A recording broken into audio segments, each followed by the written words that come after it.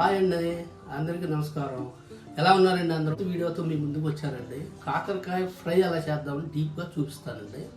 దానికి కావాల్సిన పదార్థాలు ముందుగా ఉడకపెట్టుకున్నాము 1/2 kg కాకరకాయ, ప్లస్ చెంచాన్నర శొంఠి వెల్లుల్లి, సాల్ట్ స్పూన్నర, కారం 2 స్పూన్లు, ధనియా పొడి 2 స్పూన్లు, దీని పోప్స్ హాఫ్ స్పూన్స్ అంటే జీరా అండ్ మినపప్పు, పచ్చెనపప్పు, ఉల్లిపాయలు 2 ఉల్లిపాయలు అండి, 2 పచ్చిమిరపకాయలు, కరివేపాకు. ఆయిల్ వేడెక్కిందండి. మనం ఇప్పుడు దీనికి పోప్స్ వేసుకోవాలండి. జీరా, దాన్ని మిక్కిన పచ్చెనపప్పు, మినపప్పు వేసుకున్నామండి. ఇవి ఆల్రెడీ వేస్తుందండి. మనం దీనికి నెక్స్ట్ పచ్చిమిరపకాయలు, కరివేపాకు, ఉల్లిపాయలు,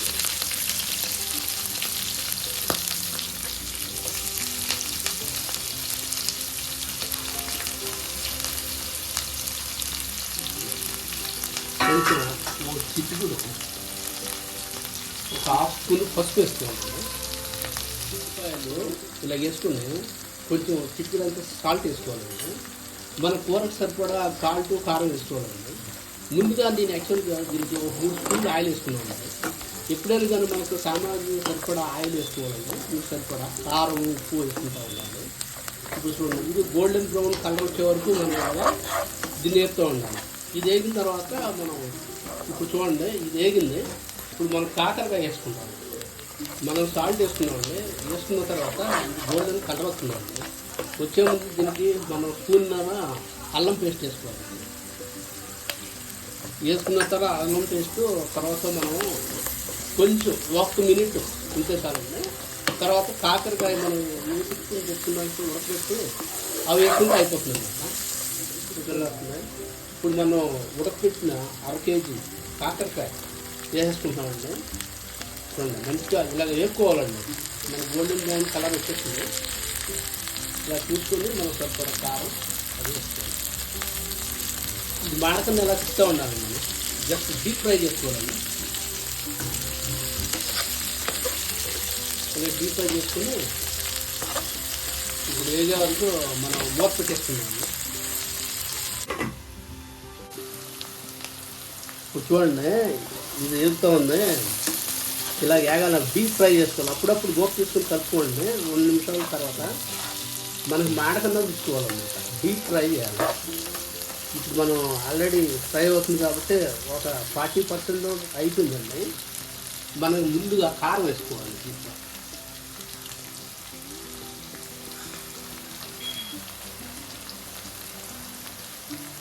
కారం,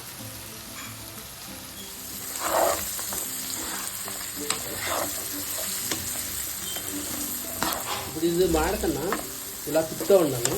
కారం వేసుకున్నామండి. చూడండి, ఇలా తిప్పుకొని డీప్ ఫ్రై చేసుకోవాలన్నమాట. నెక్స్ట్ కారం వేసిన తర్వాత మనం చూడండి సాల్ట్ కూడా వేసుకోవాలన్నమాట. సరిపడా సాల్ట్ వేసుకోవాలండి. అలాగా మనం చూసుకొని వేసుకున్నాం. ఎక్కువ అయితే తక్కువ చేయాలి. కొంచెం తక్కువ వేసుకొని చూసుకొని మనం సరిపడా వేసుకోవాలి. ఈలోపు ఉడికేంత వరకు మనం మూత పెట్టేస్తున్నామండి. మూత పెట్టేస్తాం. 2 మినిట్స్ అయిందండి. మూత చేస్తుంది. మనం అలా తిప్పాలండి మాడకన్నా.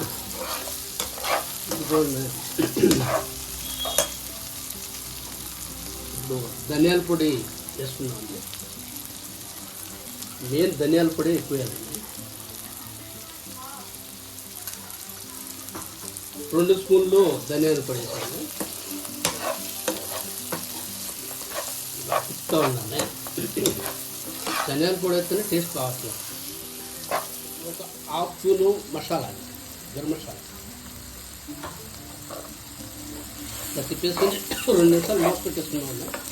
ఇంకా అయిపోయినట్టు చూడండి.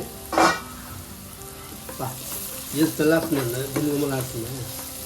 చూడండి, దిండే ఆల్మోస్ట్ 2 minutes అయిందండి, అయిపోయిందన్నమాట. అయిపోయింది. స్టవ్ ఆపిస్తున్నాను. చూడండి, మీరు కూడా ఇలా చేసుకుని తినండి, చాలా బాగుంటుంది. లైక్ చేయండి, షేర్ చేయండి, సబ్స్క్రైబ్ చేయండి. మరి సరికొత్త వీడియోతో మీకు ముందు వస్తుంది. అంతవరకు బాయ్.